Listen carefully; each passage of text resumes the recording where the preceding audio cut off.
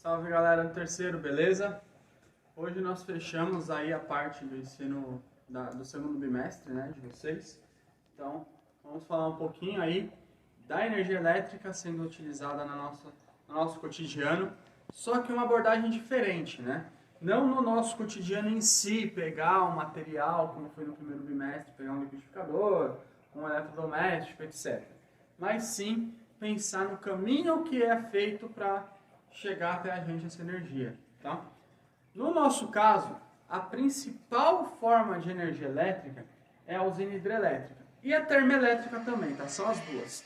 Em determinados momentos tem mais energia da hidrelétrica, conforme vai sendo usado mais termoelétrica, quando o nível das águas dá uma baixada na hidrelétrica, começa a ficar mais caro a energia, tá? A produção de energia.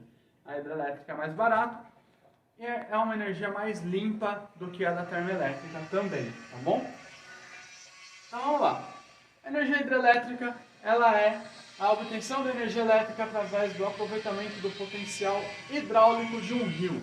Então você tem um rio, você tem uma represa, você tem uma coisa, você fecha aquilo e começa a usar aquela água de uma forma específica que produz energia elétrica, tá bom? Que forma específica é essa? Se a gente colocar aqui, eu tenho uma foto da usina de Itaipu. Então notem, ó, tem toda a barragem, toda a contenção da represa, e aí essa barragem abre e deixa a água se movimentar em velocidades absurdas. Se alguém cair aqui é totalmente destroçado, tá galera? É muito forte, muito forte. E aí, isso daqui, esse movimento de águas move dentro da usina determinadas turbinas, determinadas engrenagens que fazem com que os elétrons sejam ordenados e tudo aquilo que a gente já viu de corrente elétrica, tá bom? Então, é basicamente isso daqui. Essa queda d'água em velocidades absurdas que gera essa energia elétrica. Isso daqui vai mover turbinas, vai mover motores dentro de uma usina, e esse movimento mecânico é o que vai gerar energia elétrica. Então, primeiro, esse movimento das águas, movem-se turbinas, não são bem turbinas, né? São pistões e coisas desse tipo, e aí isso gera energia elétrica porque vai ordenar os elétrons, tá? Então, é o movimento das águas, tá bom? Então aqui eu coloquei toda a parte da descrição aí para vocês, tá? A força da água em movimento é conhecida como energia potencial. Então a água está lá contida, ela tem uma energia potencial. Abriu a represa para começar a deixar a água correr, energia cinética, tá bom? Essa água passa por tubulações da usina com muita força e velocidade, realizando a movimentação das turbinas, como eu falei para vocês, né? Nesse processo, ocorre a transformação da energia potencial em energia mecânica, né, cinética, mais propriamente dito, que é o movimento das turbinas. As turbinas em movimento estão conectadas a um gerador, que é responsável pela transformação da energia mecânica em energia elétrica. Sabe aquelas coisas, por exemplo, de você dar corda, né? Você dá a corda, você botou uma energia lá, e depois o negócio começa a se movimentar? É mais ou menos isso. Essas turbinas, né, estão ligadas a um gerador. E quanto mais essas turbinas giram, mais energia elétrica esse gerador produz, né? É como se fosse, a gente fala gerador, mas também podemos falar um transformador, né? Transforma energia mecânica em energia elétrica. É que geralmente nós falamos transformador na parte da corrente, mas não deixa de ser, tá bom? Se a gente analisar de um outro ângulo, tá? Mas é um gerador, porque ele está gerando corrente elétrica, está gerando energia elétrica, tá? E tudo isso está associado àquilo que nós vimos de energia eletromagnética, força eletromagnética, tá? Essas turbinas, esse movimento, geram campos magnéticos que fazem esse gerador gerar uma corrente elétrica, tá bom? Então, é tudo assim que funciona. Normalmente as usinas hidrelétricas são construídas distantes dos centros, tá? Esse fato eleva os valores de transporte de energia que é transmitida por fios até a cidade. Esse ponto é bastante importante, nós vamos falar um pouquinho dele, tá? locais distantes dos centros, e aí o transporte da energia tem um valor mais elevado. A eficiência energética das hidrelétricas é muito alta, em torno de 65,2% de toda a energia que a hidrelétrica produz é energia elétrica. Lembre-se que não dá para transformar 100% de uma energia em energia elétrica ou em energia mecânica. Parte dela sempre vira energia térmica, tá? Isso é muito importante. Então, por exemplo, é por isso que os motores, as televisões, liquidificador, o que for, se você usar muito tempo, ele aquece. Por que ele aquece?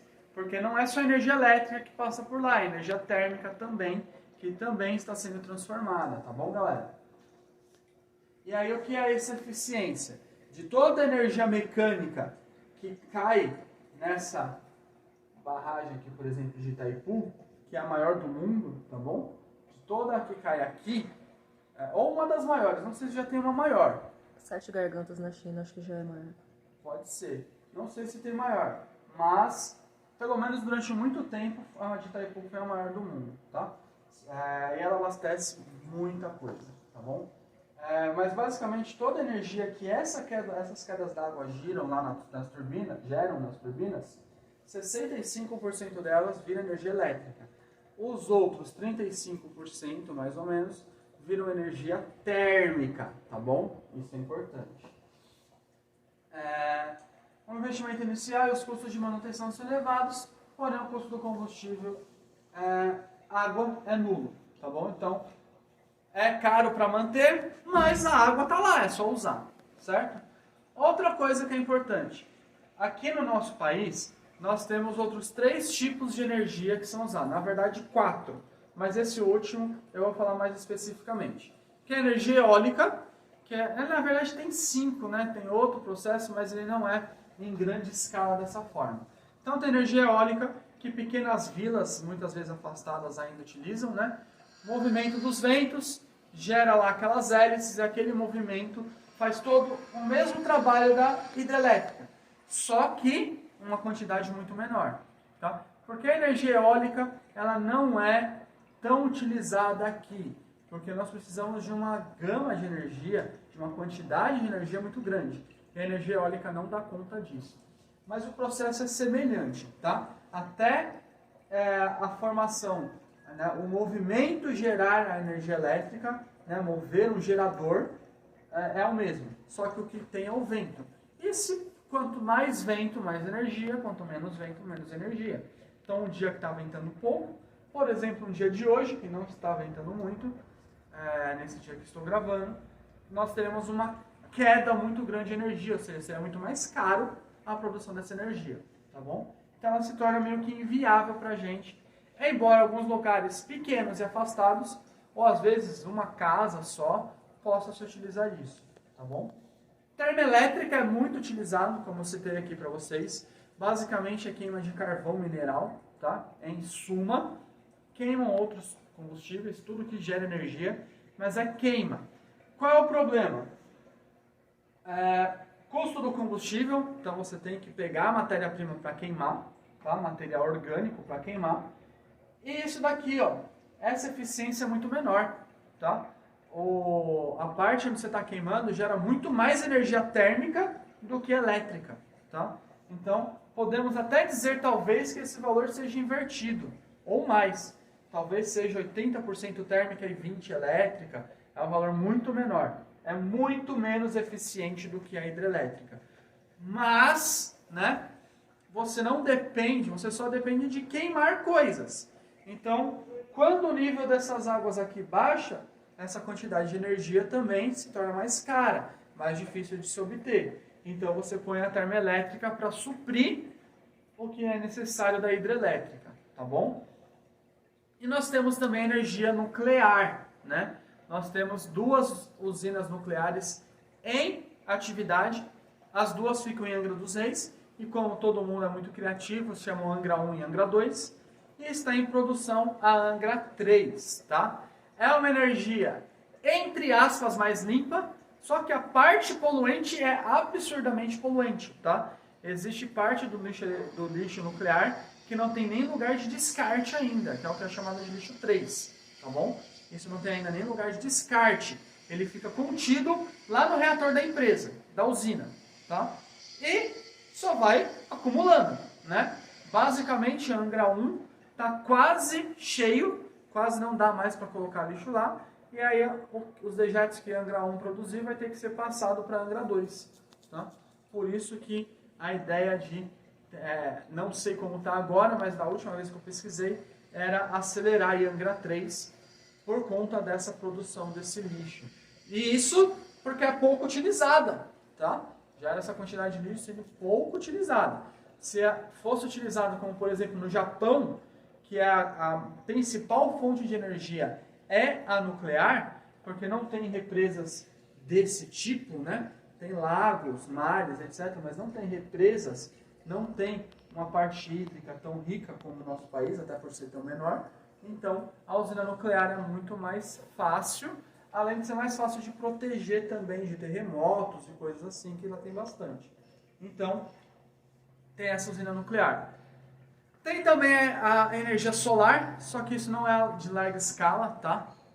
É mais de uma residência, você coloca painéis solares, ele capta essa energia e aí parte dela é estocada e aí você usa essa energia e evita de usar a energia elétrica que vem da hidrelétrica. Você economiza na sua energia porque parte dela é solar. E geralmente quando está de dia, você consome muito menos ainda, porque ele supre tudo que você precisa de dia, tá? Em grande parte, ou pelo menos reduz muito isso daí. O problema é, dias nublados é mais difícil de você captar. Quanto mais limpo o dia, mais energia. Quanto mais nublado, menos energia. E você só capta uma parte. Então, justamente a parte que nós mais usamos energia elétrica é a noite, né? Embora a economia seja boa, é inviável ainda, pelo menos, em grande escala, tá bom? E aqui, tanto na postagem do blog, quanto na postagem do Classrooms, eu vou botar o link de um vídeo, tá? Que é uma usina de ondas. Eu até coloquei aqui, tá? Uma alternativa para impacto ambiental já está sendo estudada e já está colocada em prática, que é a usina de ondas do mar. E a primeira usina fica localizada em Pecém, no Ceará, tá bom? Por que impacto ambiental, galera? Ah, professor, mas não é um lugar que já existe água? Em partes, a água já está lá, mas você tem que tirar ela de um lugar e pôr no outro e voltar ela para aquele lugar. Então você tem que fazer esse movimento. Logo, você precisa alagar áreas que não eram alagadas. Então você mexe com todo o ecossistema daquele lugar, tá bom? Então ela tem um impacto ambiental. Não é o mesmo da termoelétrica, não é o mesmo de algum acidente nuclear que possa existir, como Chernobyl, por exemplo. Não, não tem esse tipo de impacto. Porém, existe algum impacto. Aqui eu coloquei alguns, né? Os principais impactos ambientais, pelo represamento da água para a formação de imensos lagos artificiais, são destruição de extensas áreas de vegetação natural, matas ciliares, desmoronamento das margens, o assoreamento do leito dos rios, prejuízos à fauna e à flora locais, alteração no regime hidráulico dos rios, possibilidade da transmissão de doenças como esquistossomose e malária, extinção de algumas espécies de peixes. Então, tem um impacto ambiental bem grande, tá? Não é talvez tão absurdo e tão centrado como os outros, mas é grande. E aí essa usina de Pecém, ela não tem impacto ambiental nenhum, galera, nenhum. Vocês vão ver, eu vou botar o vídeo, assistam, é muito legal de conhecer. Ela basicamente coloca lá umas boias meio estranhas e esse movimento das boias começa a ser captado, acumulado, até ser capaz de gerar isso, tá? Mas internamente, tá? É uma rede interna da empresa que usa a própria água do mar e isso aqui só ocorre dentro das turbinas, dentro da empresa, não ocorre fora, então não atinge os peixes, não atinge nada disso. A única coisa que está em contato lá com a água do mar e o peixe em volta é uma boia que faz isso daqui junto com as ondas. Então é bem legal, assistam. Essa provavelmente é a energia mais limpa que existe até hoje, tá bom? que é a usina de ondas de PC no Ceará. E por último, uma leve falada aí do corrente alternada, para nós encerrarmos. Tudo que nós estudamos de corrente até agora, nós falamos de corrente contínua. A corrente ela simplesmente vai, tá? Porém, essas usinas geram corrente alternada, que tem um ciclo. Nós usamos basicamente um ciclo de 60 GHz aqui no Brasil, no Japão é usado 50. Isso quer dizer o quê? Que 60 ciclos positivos, 60 ciclos negativos dessa corrente alternada. Isso faz com que ela tenha, é como se você gerasse montanhas.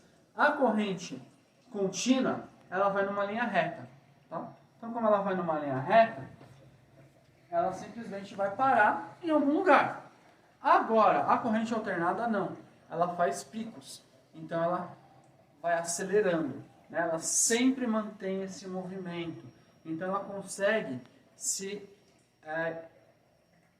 transportada por distâncias muito maiores. Tá? Existe uma guerra das correntes, né, entre Thomas Edison e Nikola Tesla, ou Nikola Tesla, não sei como falar o nome do cara, entre Edison e Tesla. Tá? Edison defendia a corrente contínua e Tesla alternada. Se Edison tivesse ganhado a guerra e construído uma usina de corrente alternada, nós precisaríamos de uma usina em cada bairro e talvez mais, tá?